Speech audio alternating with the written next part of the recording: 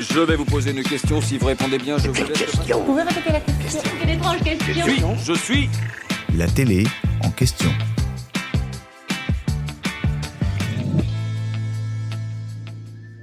Le château de la Star Academy a rouvert ses portes en 2022 sur TF1.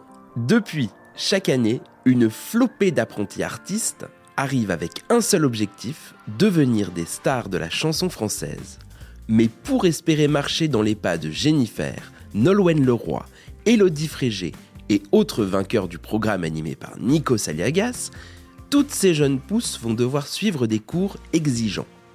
Danse, chant, expression scénique, théâtre, éducation physique, un large éventail de disciplines tenues d'une main de fer par des professeurs pointilleux avec un objectif clair, offrir un show digne de ce nom aux téléspectateurs de TF1 lors du Prime en fin de semaine.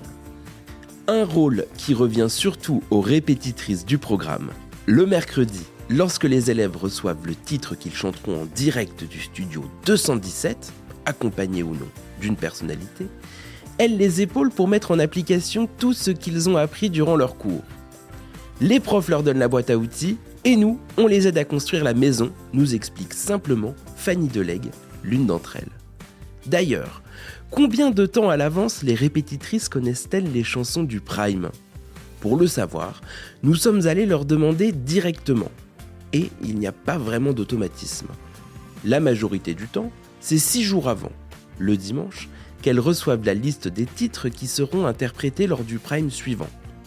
De quoi les aider à envisager, en amont, qui chantera quoi et avec qui. Mais la Star Academy est avant tout une émission qui s'imagine au jour le jour. Beaucoup d'éléments dépendent des personnalités présentes en plateau, des élèves nommés ou des évolutions de chacun, et tout peut changer jusqu'au dernier moment. À tel point que, parfois, en fonction des aléas, les répétitrices peuvent découvrir les chansons le mercredi matin, peu avant les académiciens. C'est donc dans leur voiture, pour se rendre au château, qu'elles écoutent ces titres pour bien se les approprier avant de les présenter à la promotion. Le mot de la fin revient à Lucie Bernardoni, répétitrice depuis 2022. On s'adapte tous autour, et c'est ça la magie de Star Academy. J'espère que cet épisode vous a plu.